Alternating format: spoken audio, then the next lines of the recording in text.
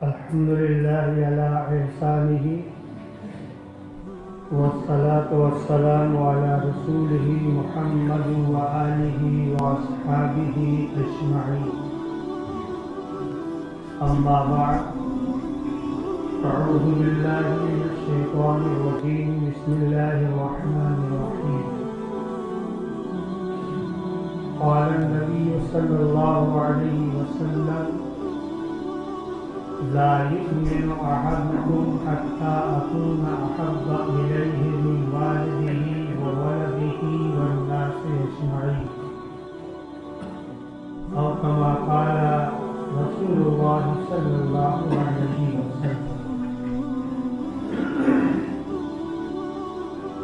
حضرات گرامی، محترم بزرگوں اور دوستوں اور عزیز ساتھی، اللہ کے نبی صلی اللہ تعالی علیہ وسلم نے اس حدیث کے اندر جو انسانیت کو خطاب فرمایا، اس کی بہت سی باتیں چند ہفتوں میں عرض کی جا چکی. ہمارے اوپر اللہ کے نبی صلی اللہ علیہ وسلم کے بھی حقوق ہیں، اور ان حق کو اگر کسی چیز سے سمیٹا جا سکتا ہے، بہت سارے حقوق کو چند چیزوں میں سمیٹا جا سکتا ہے، تو تین چیزیں بنتی ہیں: ایک محبت، دوسرے عقیدت اور تیسرے اطاعت. جب یہ تینوں چیزوں کا مجموعہ کسی انسان کے اندر ہوگا تو وہ فیضیاب ہوگا، بامراد ہوگا، فائز المرام ہوگا. اگر محبت ہے، عقیدت نہیں ہے، تو اس سے کامیابی حاصل نہیں ہوگی. محبت و عقیدت ہے لیکن اطاعت نہیں ہے تو اس کی مذمت بیان کی. اس لیے ہمارے اندر تینوں جذبات ہونا چاہیے، تینوں خوبیاں ہونا چاہیے کہ محبت بھی ہو، عقیدت بھی ہو، اطاعت بھی ہو. تو اللہ کے نبی صلی اللہ علیہ وسلم کے ساتھ محبت، اللہ کے نبی کے ساتھ عقیدت اور اللہ کے نبی کے حکم کی اطاعت، یہ تین چیزیں حق رکھتی ہیں جناب محمد رسول اللہ صلی اللہ تعالی علیہ وسلم. اور یہی نہیں بلکہ اگر کسی باپ کے اندر جو اس کی اولاد ہوتی ہے، اس اولاد کے اندر یہ بات نہ ہو کہ نہ تو باپ کی محبت ہو یا والدین کی محبت ہو، نہ عقیدت ہو، نہ اطاعت ہو، وہ اولاد کامیاب نہیں. اللہ کے نزدیک وہ اولاد محبوب نہیں ہوتی، انسانوں کے نزدیک وہ اولاد مقبول نہیں ہوتی جس کے اندر یہ چیزیں نہیں ہوتی ہیں. نہ تو وہ باپ سے محبت کرتا ہے، نہ وہ باپ سے عقیدت رکھتا ہے، نہ وہ اپنے والدین کی اطاعت کرتا ہے.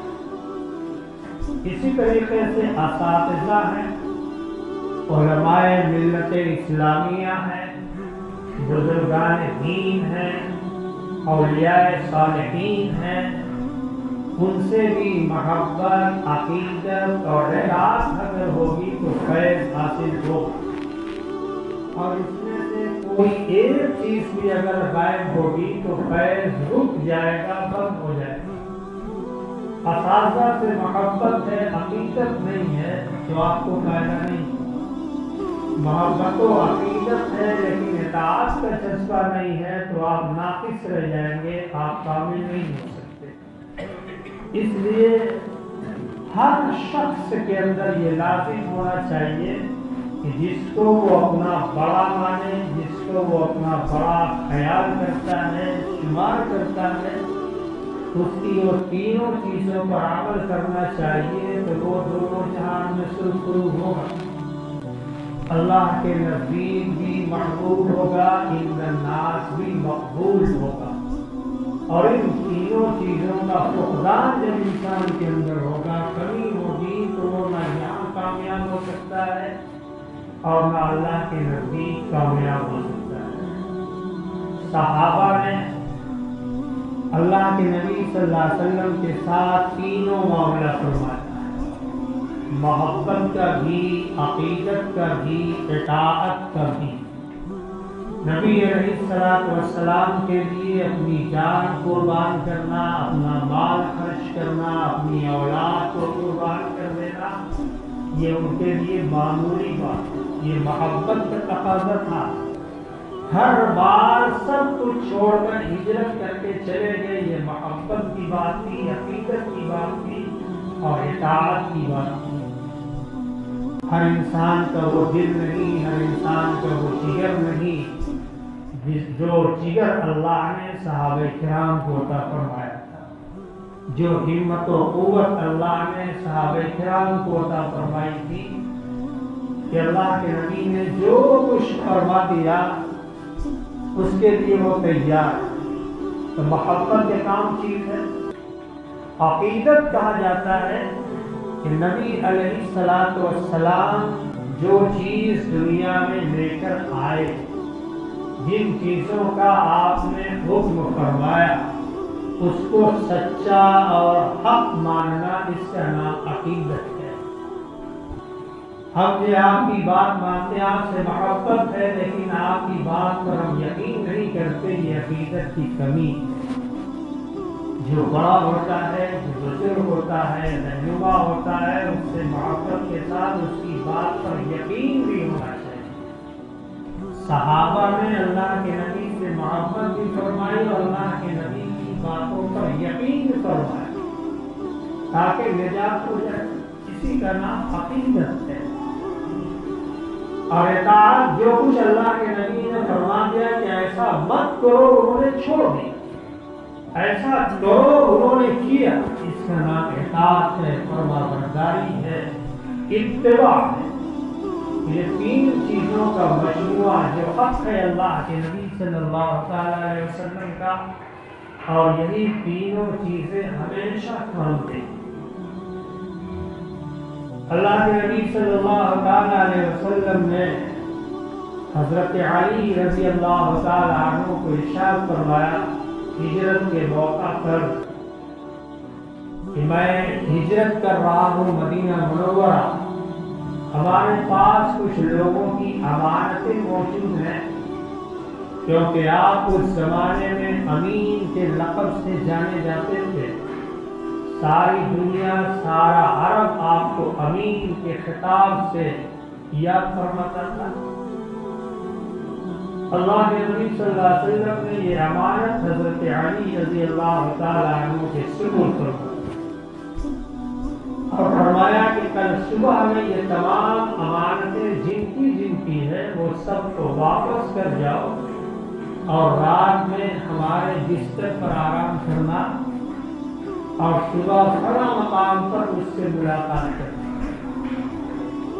جبکہ اللہ کے نبی صلی اللہ علیہ وسلم کے دشمن نبی علیہ السلام کے گھر کا محاصرہ کیے ہوئے، ایسے نازک وقت میں اور خطر وقت میں کسی آدمی کا اس جگہ پر موجود ہونا، رات بھر آرام کرنا، صبح میں امانتیں واپس لوٹانا اور پھر اللہ کے نبی صلی اللہ علیہ وسلم سے اس مقام پر ملاقات کرنا ہر انسان کی بس کی بات نہیں۔ جہاں دشمن کھڑے ہیں مارنے کے لیے، قتل کرنے کے لیے، اذیت پہنچانے کے لیے، لیکن ایمان، محبت نبوی، عقیدت مصطفیٰ اور اطاعت جناب محمد رسول اللہ صلی اللہ تعالی علیہ وسلم، تینوں کا مشروع حضرت علی رضی اللہ تعالی بلا کسی خوف و خطر بستر نبوی پر آرام فرما گئے، چادر تان لی اور فوراً نیند آ گئی، کوئی ڈر نہیں، کوئی خوف نہیں۔ کیوں کہ اللہ کے نبی صلی اللہ علیہ وسلم نے فرما دیا کہ کل تمہیں امانت واپس کرنا ہے، کوئی مجھے مار نہیں سکتا۔ کل فلاں جگہ مجھ سے ملاقات کرنا ہے، کوئی مجھے قتل نہیں کر سکتا۔ نبی علیہ السلام نے اپنی زبان سے فرما دیا دنیا کی کوئی طاقت مجھے اذیت نہیں پہنچا سکتی۔ علی رضی اللہ تعالیٰ عنہ فرماتے تھے کہ اس زمانے میں جیسی نیند میں سویا تھا آج تک ویسی نیند نہیں سوتا جو نبی علیہ السلام کے حکم سے سویا تھا۔ تو حضرت علی رضی اللہ تعالیٰ عنہ صبح میں اٹھے، سب کی امانت واپس کی اور جہاں اللہ کے نبی نے بلایا تھا اسی جگہ آپ نے ملاقات فرمائی۔ تو نبی کی محبت بھی، نبی سے عقیدت بھی اور نبی کی اطاعت بھی، تینوں چیزیں ان کے اندر بیک وقت موجود تھی۔ تو اللہ کے نبی صلی اللہ علیہ وسلم نے کیا فرمایا کہ انا مدینۃ العلم وعلی بابها، میں علم کا شہر ہوں اور علی اس شہر کے دروازے۔ اللہ کے نبی کی جانب سے کتنا بڑا اعزاز ملا کہ بہت ساری خوبیاں، بہت ساری خصلتیں، بہت سارے کمالات حضرت علی رضی اللہ تعالی عنہ کو من جانب رسول عطا کر دیا گیا۔ یہ انہی چیزوں کی وجہ سے جو آج ہمارے اندر نہیں ہے، اللہ سے ان چیزوں کے مانگنا چاہیے، اللہ سے دعا کرنا چاہیے کہ محبت بھی ہو جائے، عقیدت بھی ہو جائے اور اطاعت کا جذبہ بھی پیدا ہو جائے۔ چنانچہ آپ نے دیکھا کہ اللہ کے نبی صلی اللہ علیہ وسلم جب دنیا میں تشریف لائے تو ابو لہب جو آپ کا چچا تھا اس نے اپنے بھتیجے کی خوشی میں اپنی لوڑی کو آزاد کر دیا۔ محبت کتنی تھی، بھتیجے کی محبت غالب تھی لیکن عقیدت نہیں۔ فرق ہے دونوں میں، گود میں کھلانا، کندھے پر بیٹھا دینا اور دن رات اس سے محبت کرنا، یہ ابو لہب کا شیوا تھا۔ لیکن جب اللہ کے نبی صلی اللہ علیہ وسلم نے نبوت کا اعلان فرمایا کہ میں اللہ کا نبی ہوں، اور کوہ صفا کی پہاڑی سے تو سب سے پہلی مخالفت ابو لہب نے کی، کیونکہ محبت تو تھی لیکن عقیدت نہیں تھی، اس لیے اللہ نے ایمان سے محروم فرما دیا۔ جو لوگ نبی علیہ السلام کی خدمت اقدس میں محبت و عقیدت کے ساتھ پہنچے، اللہ نے ان کو صحابی رسول بنا دیا۔ جو عقیدت سے نہیں پہنچے، اللہ نے ان کو صحابیت سے محروم فرما دیا۔ یہ اتنی عظیم چیز ہے کہ عقیدت کی بنیاد پر اللہ رب العالمین سب کچھ عطا فرماتے ہیں۔ ابو لہب کو، ابو جہل کو یا اس زمانے کے بڑے مشرکین کو، سب کو اندرونی طور سے اللہ کے نبی صلی اللہ علیہ وسلم سے محبت تھی لیکن عقیدت نہیں تھی، اس لیے اللہ رب العالمین نے ان کو ایمان کے نور سے، ایمان کی دولت سے کوسوں دور کر دیا، اور جن کو محبت تھی، عقیدت تھی، اللہ کے نبی صلی اللہ علیہ وسلم کے حضور میں تشریف لائے اور اللہ نے ان کو ایمان کی دولت سے مشرف فرما دیا۔ حضرت واشی بن حرب ہیں، اللہ کے نبی صلی اللہ تعالی علیہ وسلم کے چچا حضرت حمزہ کے قاتل ہیں۔ ان کی زوجہ ہندہ جو اللہ کے نبی صلی اللہ علیہ وسلم کے چچا کے جسم اطہر کو لہو لہان کرنے والی، مسلح بنانے والی، کلیجہ چبانے والی، لیکن عقیدت تھی، ایمان کا جذبہ اس کے اندر پیدا ہوا۔ قرآن کی ایک آیت ایمان لانے سے روک رہی تھی کہ اللہ رب العالمین نے اس آیت کے اندر جو بات ارشاد فرمائی ہے اس سے یہ معلوم ہوتا ہے کہ واشی ابن حرب ایمان نہیں لا سکتا لیکن دل کے جذبات یہ ہے کہ میں اللہ کے نبی پر ایمان لانا چاہتا ہوں، تو رکاوٹیں اللہ کے احکام سے ہو رہی ہیں۔ انہوں نے نبی علیہ السلام کے حضور میں خط لکھا، اللہ کے نبی صلی اللہ علیہ وسلم نے خط کا جواب عطا فرمایا، پھر انہوں نے ارشاد فرمایا کہ اللہ رب العالمین نے اس کے اندر شرائط لکھ دی کہ من عمل صالحا، جو ایمان لائے گا، توبہ کرے گا، ایمان لائے گا اور عمل صالح کرے گا تو اللہ اسے معاف فرما دے گا۔ کیونکہ وحشی سے 3 گناہ عظیم ہوا تھا، ایک تو شرک، دوسرے زنا کا صدور اور تیسرے قتل، ناحق قتل، اس پر جہنم کی سزا وارد ہوتی ہے۔ اللہ رب العالمین نے جو آیت نازل فرمائی اس کے سلسلے میں انہوں نے فرمایا کہ ہماری تو مغفرت ہو نہیں سکتی اور میں ایمان بھی لانا چاہتا ہوں۔ اللہ کے نبی سے محبت بھی ہو گئی، عقیدت بھی ہو گئی، لیکن میرا ایمان کیسے ثابت ہوگا؟ تو نبی علیہ السلام نے خط میں لکھ دیا کہ اللہ نے یہ بات فرمائی ہے کہ جس نے توبہ کر لی، ایمان لے آیا اور عمل صالح کیا تو اس کے گناہ معاف کر دیے جائیں گے۔ واشی ابن حرب نے پھر لکھا کہ اس میں ایک شرط اور ہے، عمل صالح۔ اگر میں ایمان لے آیا اسی وقت ہماری موت واقع ہو جائے تو ہم سے عمل صالح نہیں ہوا تو اللہ ہمارے گناہ کو کیسے معاف فرمائے؟ یہ احسان ہے وحشی ابن حرب کا کہ اگر اتنے سوالات نہ کرتے تو اللہ رب العالمین ہم لوگوں کے لیے قرآنی احکامات نازل نہ کرتے۔ اللہ نے پوری امت مسلمہ کے لیے قیامت تک کے لیے یہ تمام حکم نازل فرما دیا تو اللہ نے آخر میں بیان فرمایا، قل یا عبادی الذین اسرفوا علی انفسہم لا تقنطوا من رحمت اللہ ان اللہ یغفر الذنوب جميعا انہ هو الغفور الرحیم۔ واشی ابن حرب اس آیت کو پڑھنے کے بعد اللہ کے نبی صلی اللہ علیہ وسلم کے حضور میں تشریف لائے، ایمان قبول فرمایا اور اللہ کے نبی صلی اللہ علیہ وسلم نے فرمایا کہ کیا تم وہی ہو جنہوں نے ہمارے چچا کا قتل کیا تھا؟ ہاں اللہ کے نبی میں وہی ہوں۔ نبی علیہ السلام نے ایک بات ارشاد فرمائی کہ کیا تم اس بات کی طاقت رکھتے ہو، هل تستطيع، تم اس بات کی طاقت رکھتے ہو کہ اپنا چہرہ مجھ سے پھیر لو، کیونکہ تمہیں دیکھنے کے بعد ہمارے چچا کا پورا منظر سامنے آ جاتا ہے۔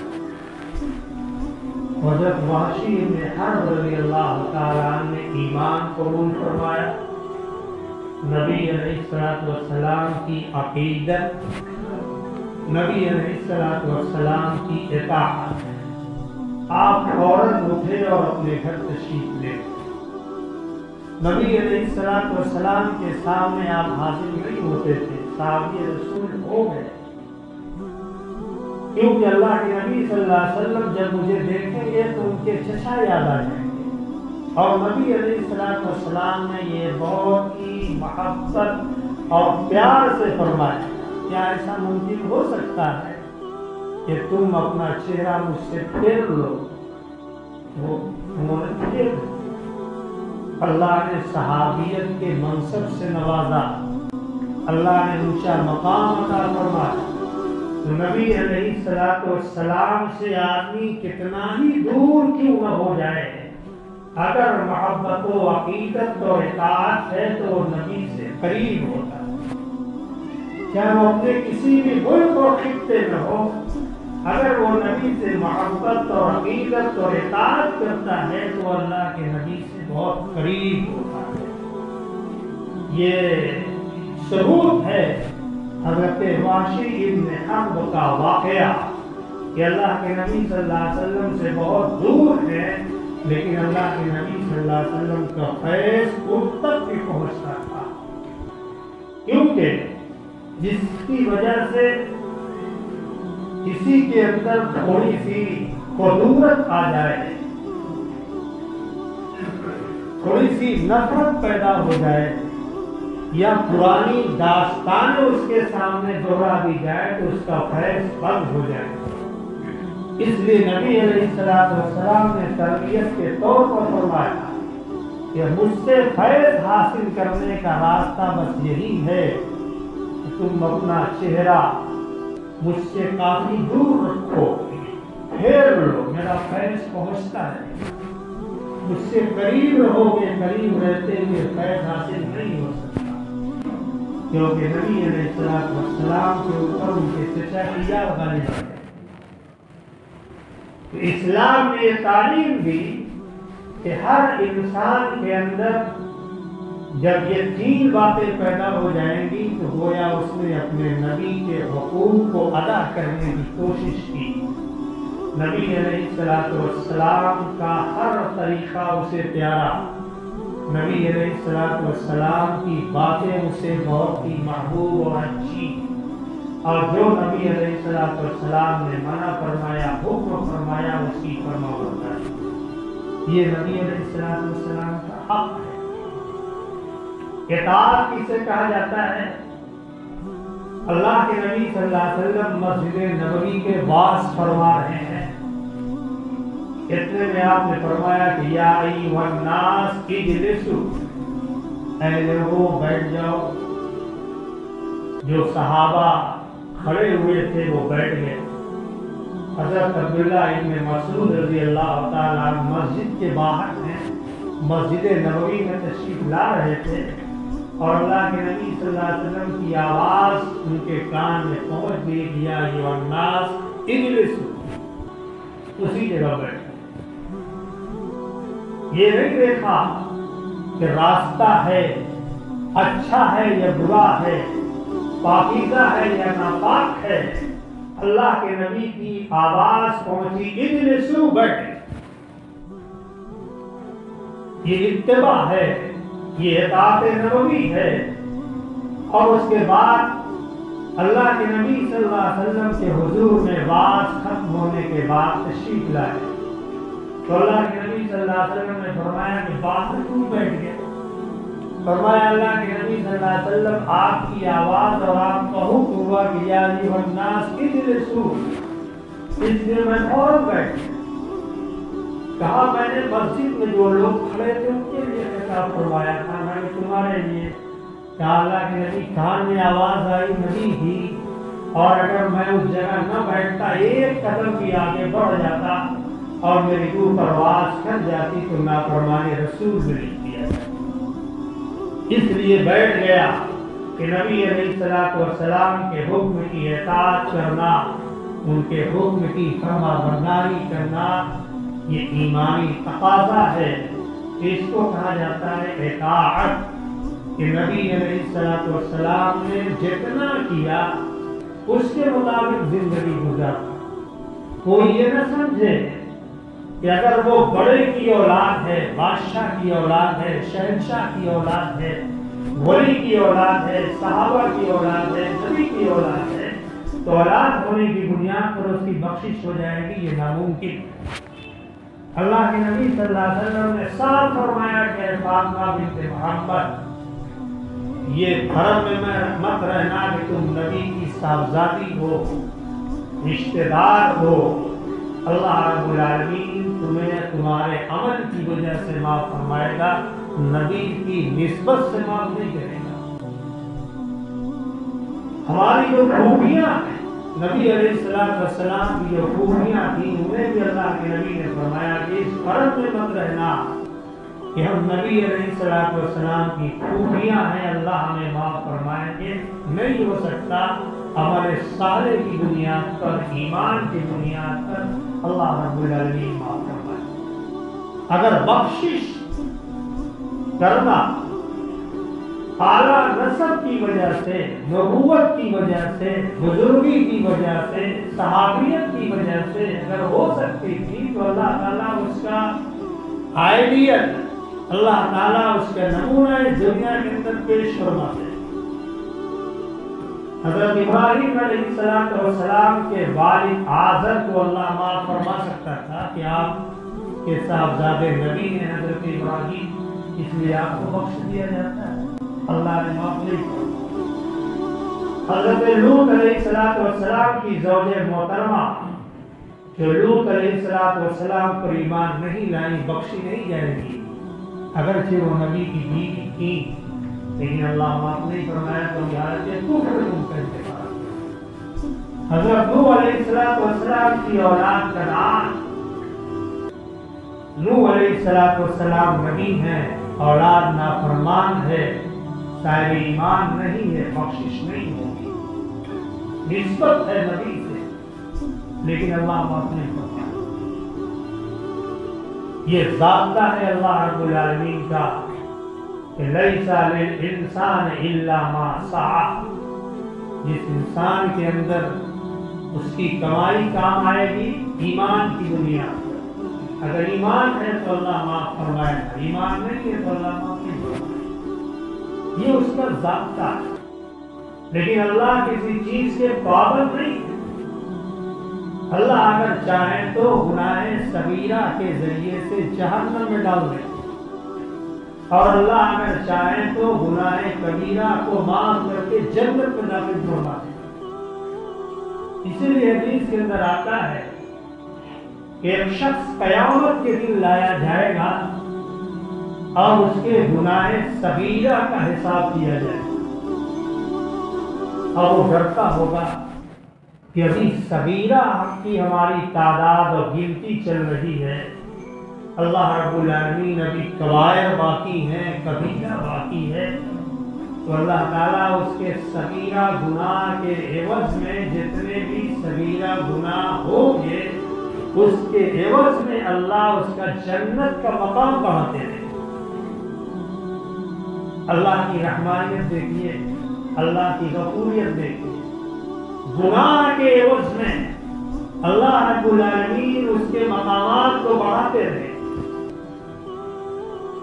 جب وہ یہ دیکھے گا کہ ہمارے گناہ کے عوض میں اللہ رب العالمین جنت کے مقامات اونچا فرما رہے ہیں، بڑھا رہے ہیں، تو وہ خود قبول کرے گا، اللہ میں نے یہ بڑا گناہ بھی کیا، ابھی ڈر رہا تھا، خوف زدہ تھا کہ صغیرہ میں پکڑ ہو جائے گی تو کبیرہ کا عالم کیا ہوگا، لیکن یہ اللہ رب العالمین کی سخاوت ہے، اللہ رب العالمین کی دریا دلی ہے اور اس کی فیاضیہ ہے کہ وہ چاہے تو گناہوں پر مقام بڑھا دے، چاہے تو ثواب پر مقام گھٹا دے،